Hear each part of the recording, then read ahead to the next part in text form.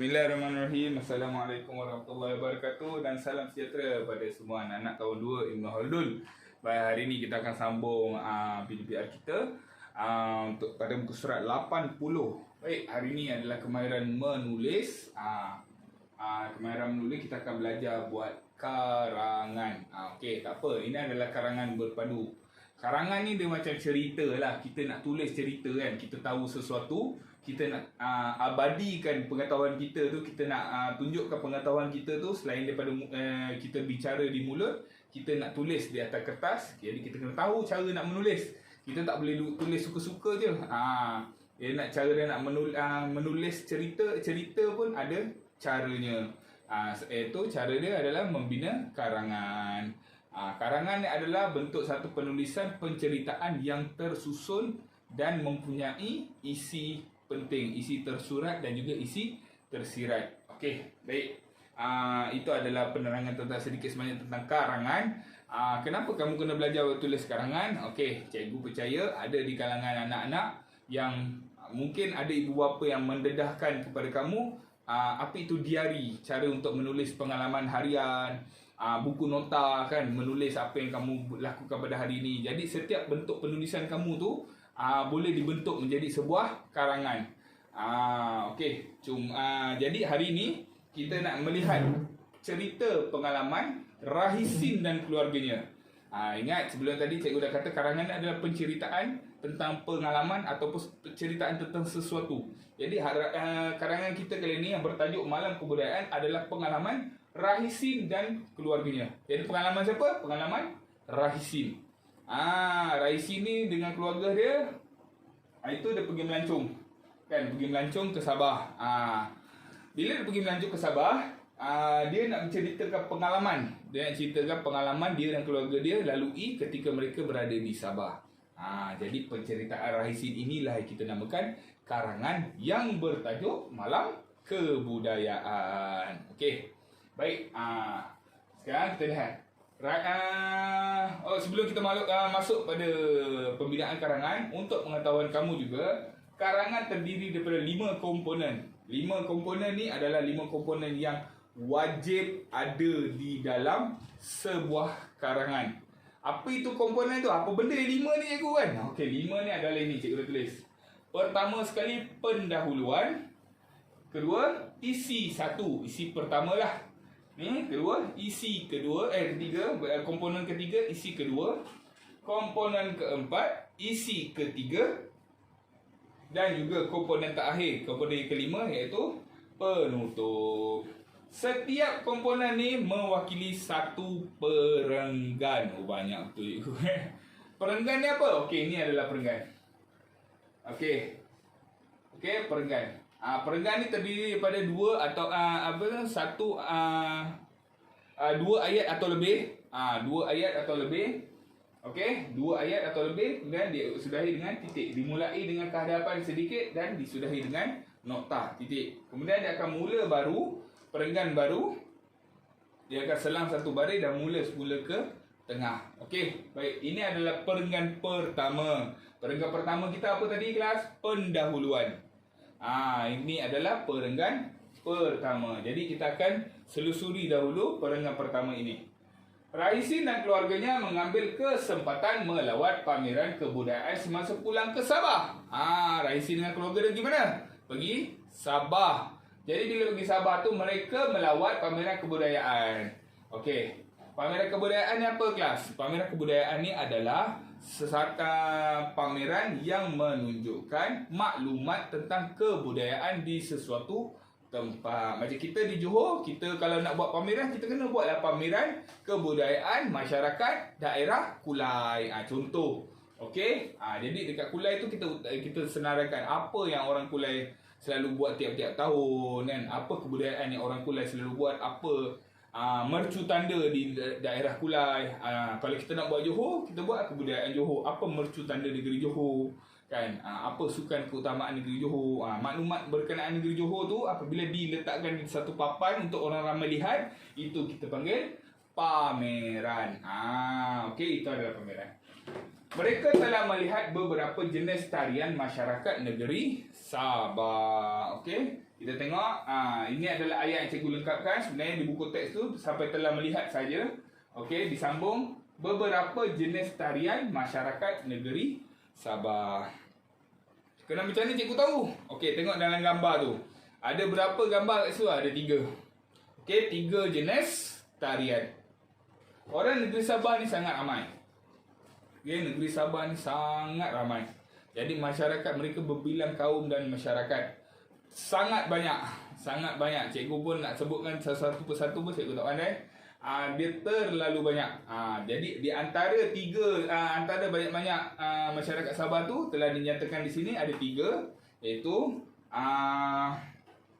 kaum Suluk, kaum Momogun Runggus dan juga kaum Murut. Okey. Baik. Sekarang kita sudah habis pendahuluan. Kita nak pergi pula kepada isi 1. Okey, kita ada perenggan lain. Okey, ni dah selesai. Okey, dah selesai. Kita nak pergi kepada 1. Perenggan pertama. Perenggan kedua iaitu isi 1.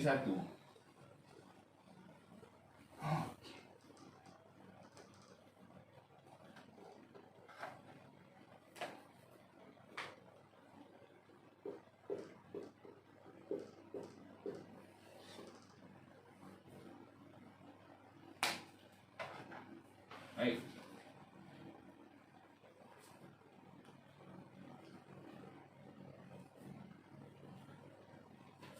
Kita mulakan dengan ayat tarian pengalai suluk. Okey, tajuk dah bagi tu kat situ, tarian pengalai suluk.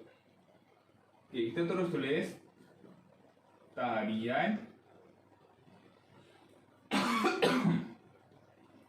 pengalai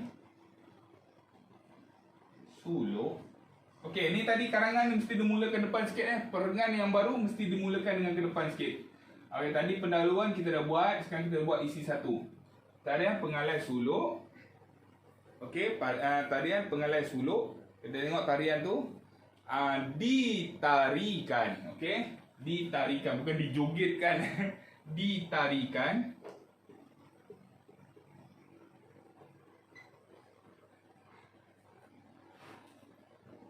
oleh suku kaum Suluk. Suku kaum Suluk. Okey, dah ambil kat situ tarian pengalai suluk ditarikan oleh suku kaum Suluk. Kita tengok nombor 2. Apa yang dia bagi kat situ, isi penting. Asas pergerakan berdasarkan tiupan angin dan arus lautan. Okey, kita boleh ambil. Kita ambil sikit lagi. Tarian ini diasaskan. Kita ubah. Diasaskan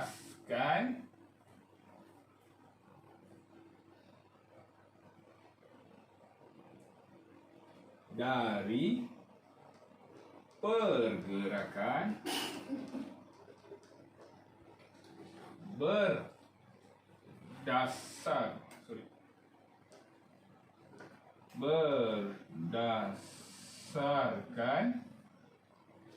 berdasarkan tiupan angin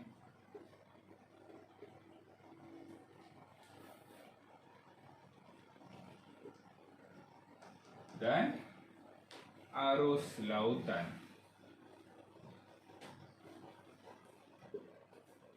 Arus lautan. Okey, sambung lagi. Kita tambah, kita nak cerita pasal tarian pengalai suluk. Jadi kita tak perlu ulang tarian pengalai suluk. Kita boleh guna perkataan tarian ini. Sebab kita dah sebut pertama sekali tarian pengalai suluk. Jadi kita sebut tarian ini pun boleh, tak ada masalah. Okey, tarian ini diasaskan dari pergerakan berdasarkan tiupan angin dan arus lautan.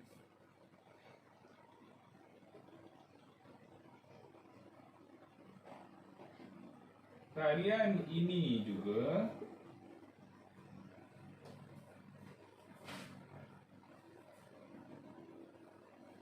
memerlukan 4 orang penari.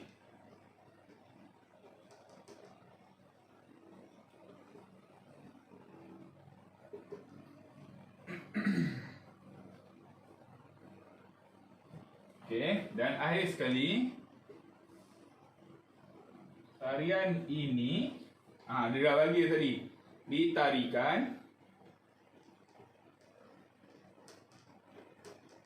ditarikan dalam upacara rasmi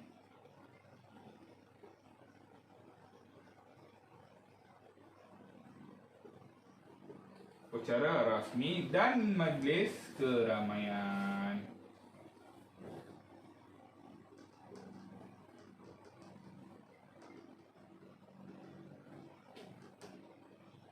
Okey, baik.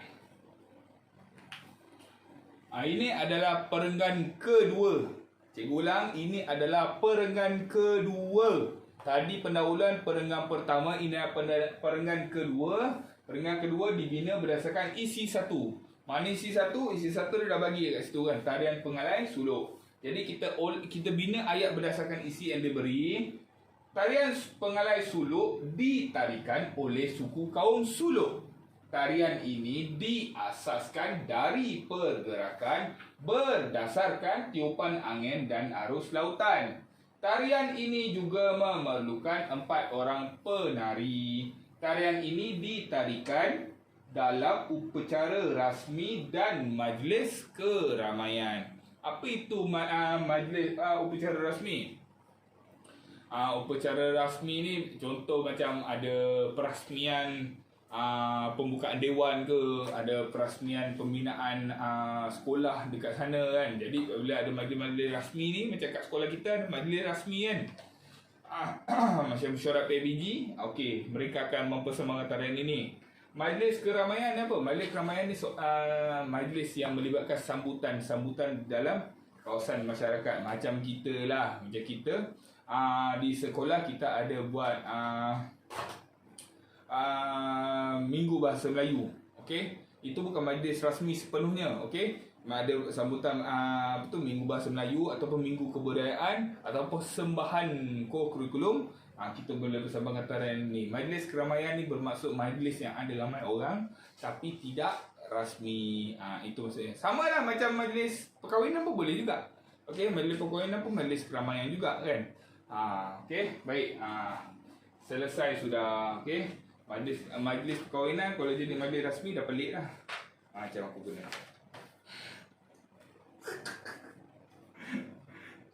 Kan? Okey, baik. Kita habiskan ni. Alright, selesai sudah perenggan kedua.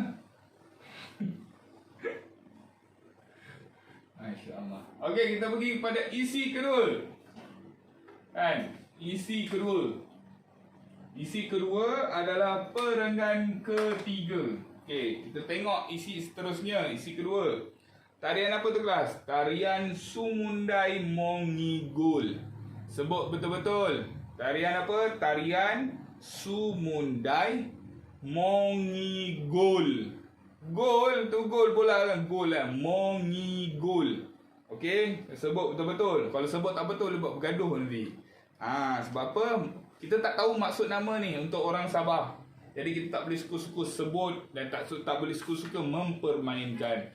Kita mungkin perkataan ini membawa erti dan maksud yang penting pada mereka. Oleh itu kita tidak boleh mempermainkan apa jua bentuk nama masyarakat dan juga sebagainya. Kena hormat. Walaupun bunyinya macam nama pelik, Mongigul kan.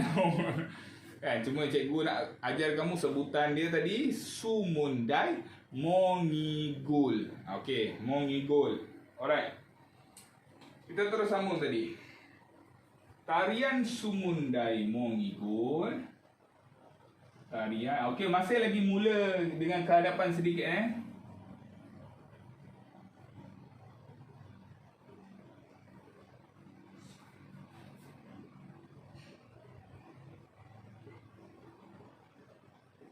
Mongigul.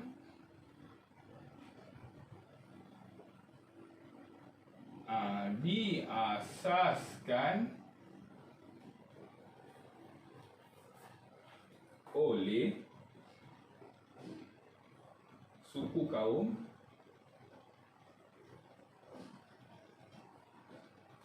Momogun Rungus.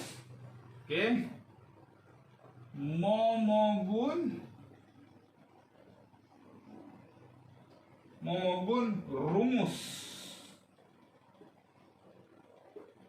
Okey, suku kaum Momogun rumus. Ini adalah nama kaum yang mencipta tarian Sumundai Mongigol. Okey. Tarian ini ditarikan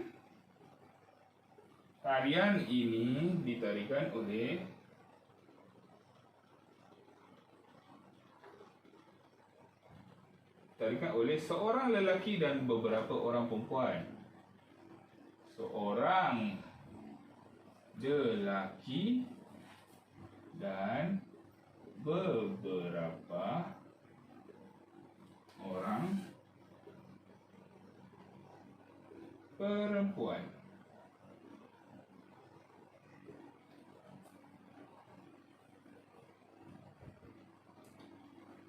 Tarian ini, sambung lagi. Tarian ini diiringi paluan gong.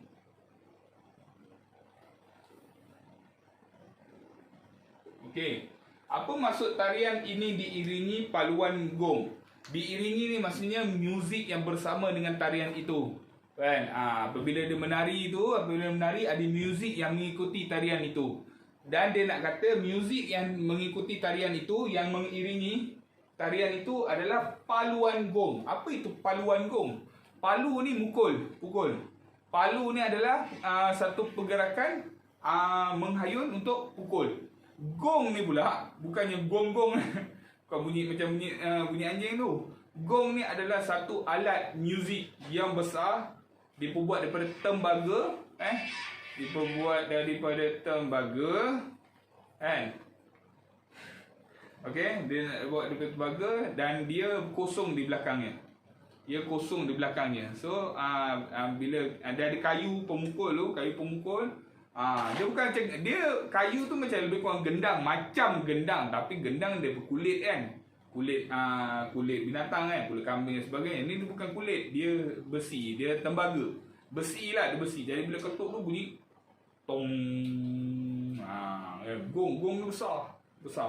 Gong ni besar. Tak pasti kamu pernah tengok ke tidak kan. Kadang majlis perasmian di sekolah kita ada gong. Majlis perasmian di sekolah kita ada gong. Apabila merasmikan habis sama ketuk. Dong gitu kan.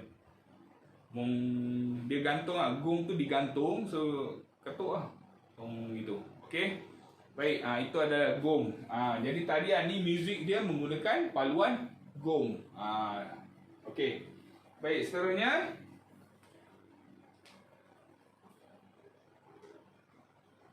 tarian ini ditarikan, dalam pesta keamatan.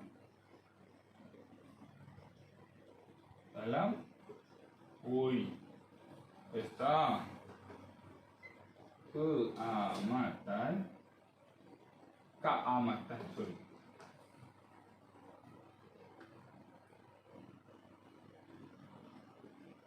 Keamatan dan majlis kerajaan lain.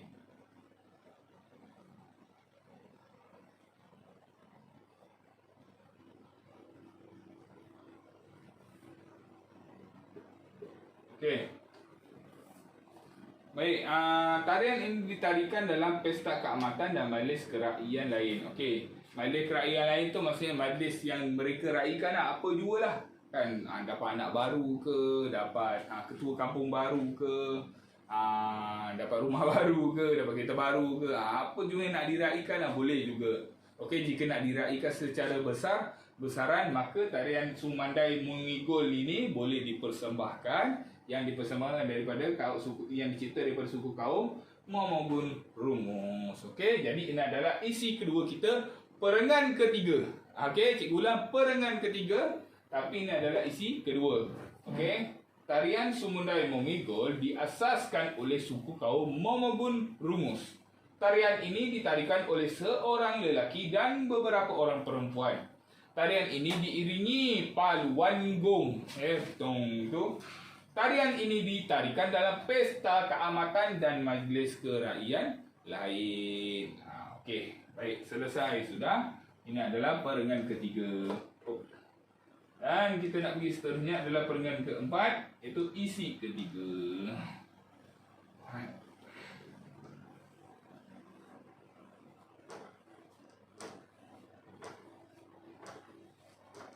Baik.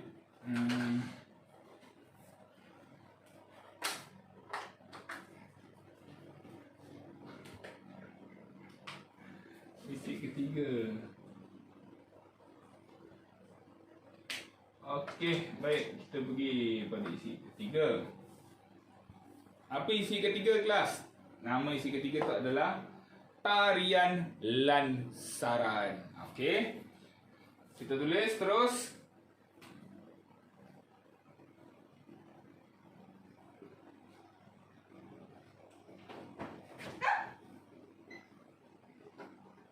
Tarian lansaran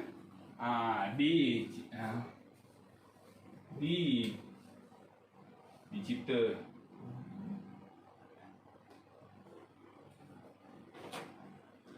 kita boleh kata dicipta oleh suku kaum Murut.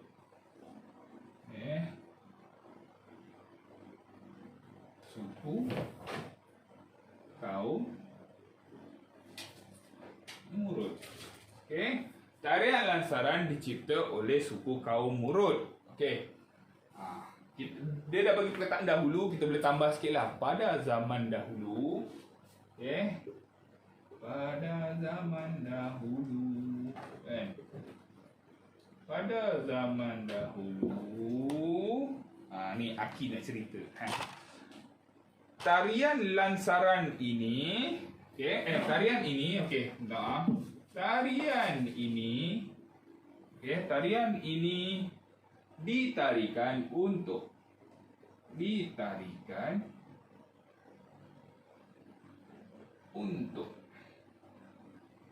menyambut kepulangan pahlawan. Menyambut kepulangan pahlawan. Okey.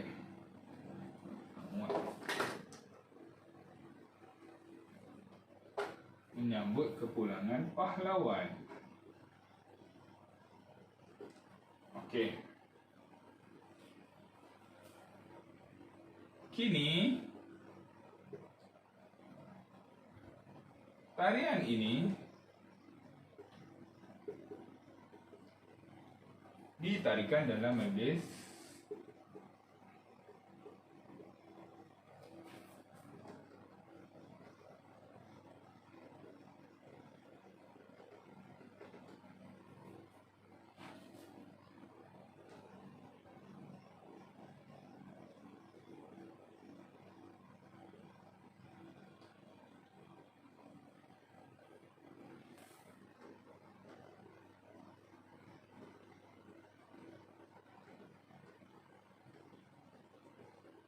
Okey.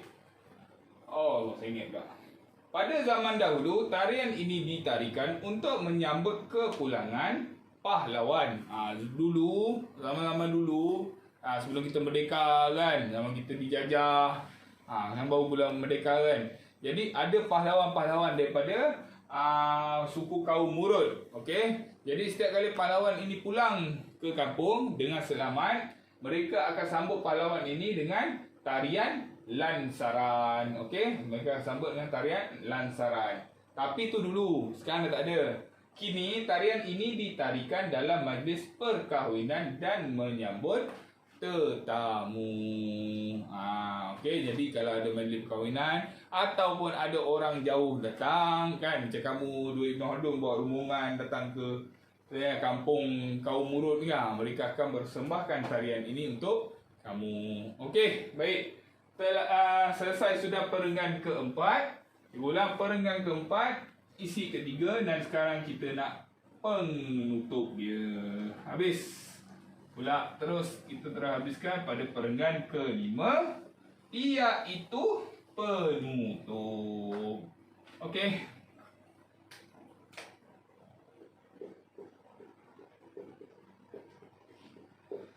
penutup.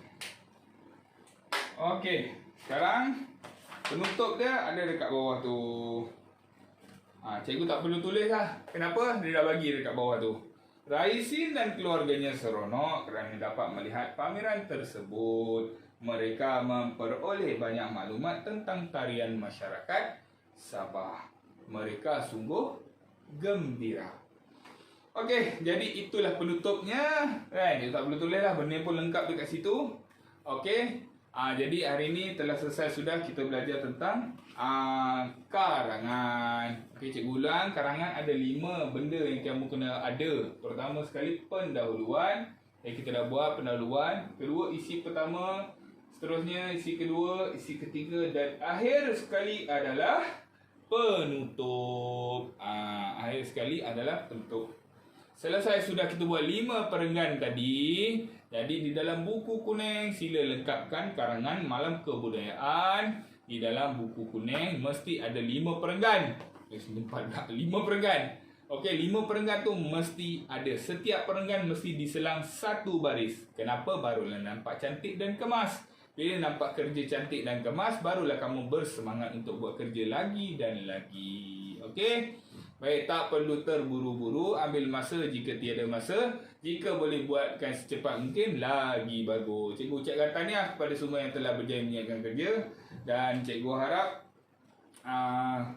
medium pengajaran PDPR yang cikgu menggunakan saluran YouTube ni memudahkan kerja kamu berbanding dengan penghantaran video sebelum ini. Jika ada sebarang penambahbaikan, kekurangan, boleh tegur, boleh beritahu cikgu. Cikgu akan cuba tambah baik lagi. Okey? Dan akhir sekali, yang kurang tu daripada diri cikgu, yang baik tu daripada Allah SWT. Baik, itu saja daripada cikgu. Cikgu tamatkan PDPR kita pada hari ini dan kita akan sambung pada hari akan datang, insya-Allah. Baik, itu saja. Assalamualaikum dan salam sejahtera. Jumpa lagi.